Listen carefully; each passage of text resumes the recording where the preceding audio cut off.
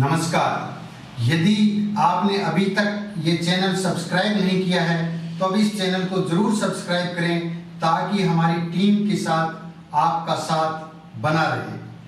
आप जमानत शब्द से अवश्य ही परिचित होंगे। जमानत को अंग्रेजी भाषा में बेल कहा जाता है। हो सकता है आपने न्यायालय में उपस्थित होकर कभी आपने किसी परिचित की जमानत ली हो या किसी परिचित के कहने पर किसी की जमानत ली हो या भविष्य में कभी किसी की जमानत लेनी पड़ जाए। आइए हम जानते हैं कि जमानत क्या होती है और न्यायालय में किसी की जमानत लेने वाला व्यक्ति कानूनी रूप से किन किन बातों से बंध जाता है। किसी अपराध के आरोपी व्यक्ति को जेल से छूटने के लिए न्यायालय के समक्ष जो संपत्ति जमा की जाती है या देने की प्रतिज्ञा की जाती है उसे जमानत कहते हैं। जमानत पाकर न्यायालय इस बात से संतुष्ट हो जाता है कि आरोपी व्यक्ति केस की तारीखों पर या बुलाने पर न्यायालय में उपस्थित होता रहेगा। यदि आरोपी व्यक्ति जमानत पर छूटने के बाद केस की तारीखों पर न्यायालय में उपस्थित नहीं होता है तो उसकी जमानत रद्द हो जाती है। जमानत पर यहां होने का मतलब है कि आरोपी कुछ शर्तों के साथ स्वतंत्र हुआ है।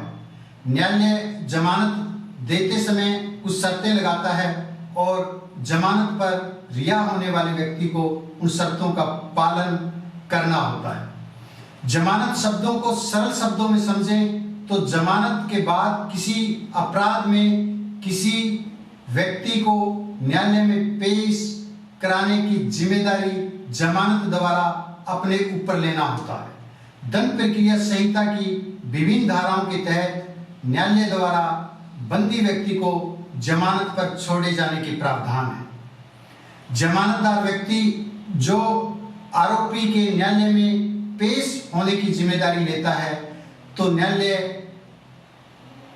उससे किसी एक निश्चित धनराशि का बंद पत्र या बॉन्ड लेता है।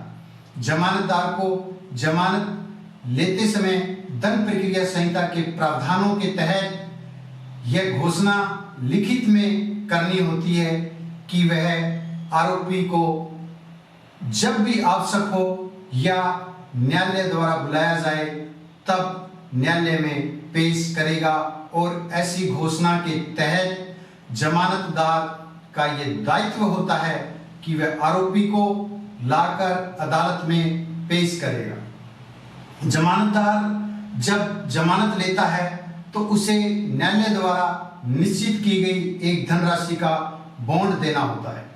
जमानतदार जिस आरोपी की जमानत लेता है और वह आरोपी व्यक्ति यदि बाद में कोर्ट में हाजिर नहीं होता है तो जमानतदार द्वारा जमानत लेते समय भरा गया बॉन्ड जब्त हो जाता है और कोर्ट उससे वह धनराशि वसूल करता है जो धनराशि बॉन्ड में होती है। यदि वह बॉन्ड की राशि न्यायालय में जमा नहीं करवाता है तो ऐसी स्थिति में न्यायालय द्वारा 6 महीने तक की कारावास की सजा जमानतदार को दी जा सकती है। यदि कोई विशेष कारण हो तो न्यायालय बॉन्ड की राशि को कम कर सकता है या फिर उसे आधा भी कर सकता है। यदि किसी व्यक्ति ने जमानतदार के रूप में किसी आरोपी की जमानत ले रखी हो और उस जमानतदार की मृत्यु हो जाए तो ऐसी स्थिति में उसने जमानत पत्र में जिस प्रॉपर्टी का विवरण दे रखा हो वह उन्मोचित अर्थात मुक्त हो जाती है, अर्थात उसकी प्रॉपर्टी पर कोई दायित्व नहीं रहता है। जमानतदार के सिर्फ जीवित रहते हुए उसकी प्रॉपर्टी पर दायित्व रहता है। यदि जमानतदार की मृत्यु हो जाती है तो ऐसी स्थिति में जमानतदार की प्रॉपर्टी पर उसके द्वारा ली गई जमानत के संबंध में कोई दायित्व नहीं रहता है। जमानतदार की मृत्यु होने की स्थिति में आरोपी को न्यायालय द्वारा पुनः नया जमानतदार न्यायालय के समक्ष प्रस्तुत किए जाने का आदेश दिया जाता है और यदि आरोपी नया जमानतदार नहीं पेश कर पाता है तो उसके गिरफ्तारी वारंट कर उसे जेल में भेज दिया जाता है। अब प्रश्न आता है कि आरोपी की जमानत कौन ले सकता है, अर्थात जमानतदार कौन बन सकता है। कोई विश्वसित व्यक्ति और वयस्क व्यक्ति जमानत ले सकता है। जमानतदार और आरोपी के बीच में कोई मित्रता या रिश्ता नाता होना आवश्यक नहीं है। केवल आवश्यक यह है कि जमानतदार आरोपी को न्यायालय में पेश करवाने की गारंटी ले रहा है और इसके बदले वह कोई बंद पत्थर न्यायालय के समक्ष अपनी प्रॉपर्टी से जुड़ा हुआ रख रहा है। न्यायालय जितनी धनराशि बंद पत्थर या बॉन्ड में उल्लेख करता है, इतनी धनराशि की कोई प्रॉपर्टी जमानतदार को न्यायालय में बतानी होती है, उसके कागजात पेश करने होते हैं तथा यह सिद्ध करना होता है कि वह इतनी हैसियत रखता है कि जमानत में बंद पत्थर में निश्चित की गई धनराशि यदि जब्त की जाए तो वह न्यायालय में इतनी राशि डिपॉजिट कर सकता है। इसके लिए जमानतदार को किसी संपत्ति का मालिक होना आवश्यक होता है। जिस व्यक्ति के पास कोई प्रॉपर्टी ना हो वह किसी की जमानत नहीं ले सकता है।